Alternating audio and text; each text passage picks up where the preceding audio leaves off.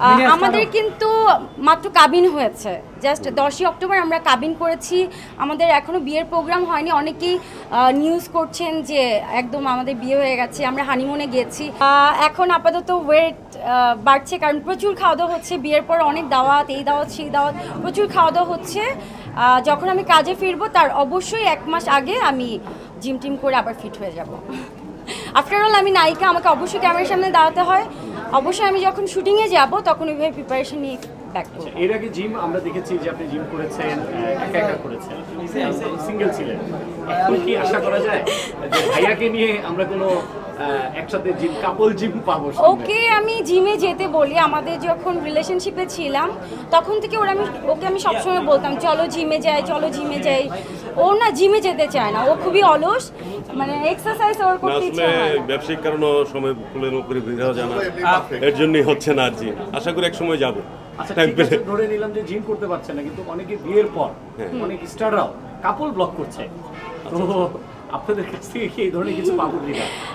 কাপল blog করার ইচ্ছা নেই, কারণ আমি তো ব্লগার না। তারপরও আমি আমার লাইফ স্টাইলটা মাঝে মাঝে আমার ফেসবুকে আমি প্রকাশ করি, কারণ যেহেতু আমাদের অনেক জায়গায় ঘোরাফেরা হয়, ছোট ছোট ভিডিও আমি শেয়ার করি। সেটা আমার ভক্তদের জন্য বা আমার ভালো লাগা থেকে, আমার নিজস্ব কি বলে যে স্মৃতিগুলো ধরে রাখার জন্য আমি ফেসবুকে শেয়ার করি। শ্বশুরবাড়ির সবাই কেমন আন্তরিক?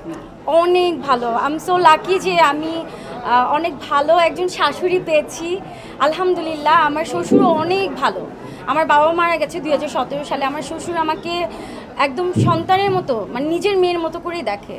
সো কখনোই চিন্তা করে না যে ছেলের বউ। আমার একজন দেবর আছে, আর হচ্ছে আমার ননদ নেই। আমার মানে সাজিলের একটা বড় বোন, ওরা হচ্ছে 2 ভাই 1 বোন। তো বড় আপু হচ্ছে দেশের বাইরে থাকে, দুবাই থাকে, আর হচ্ছে ওর একটা ছোট ভাই আছে, আর সবাই দেশেই আছে। আমাদের আমি জিনিসটা ক্লিয়ার করি, মানে আমাদের কিন্তু মাত্র কাবিন হয়েছে, জাস্ট 10ই অক্টোবর আমরা কাবিন করেছি।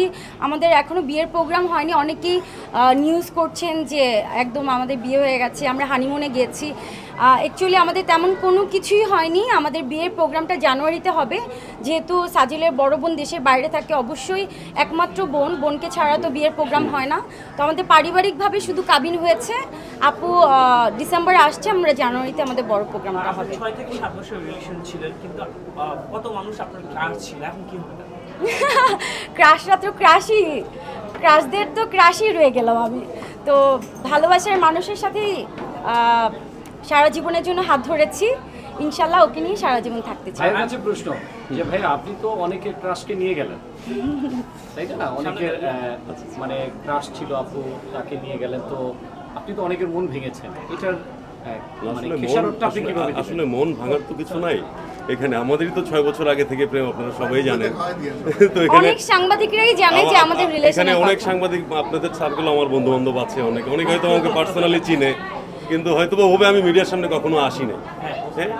ও কিন্তু বিভিন্ন প্রোগ্রামে আমাকে নিয়ে যেত, নিয়ে আসতো, আমার সাথেই থাকতো। ইভেন আমি যখন শুটিংয়ে যেতাম ও আমাকে গাড়ি করে নিয়ে যেত শুটিংয়ে।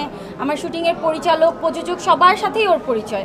তো আমাদের সম্পর্কটা নায়ক নায়িকা থেকে শুরু করে অনেকেই জানতো, হয়তো বা এটা প্রকাশ করা হয়নি, যেহেতু অ্যাজ এ আমি একজন অ্যাক্ট্রেসদের কিছু সিক্রেট ব্যাপার থাকে। তো সিক্রেটের জন্য আমরা আসলে প্রকাশ করিনি, কিন্তু আমাদের সম্পর্কের কথা অনেকেই জানতো।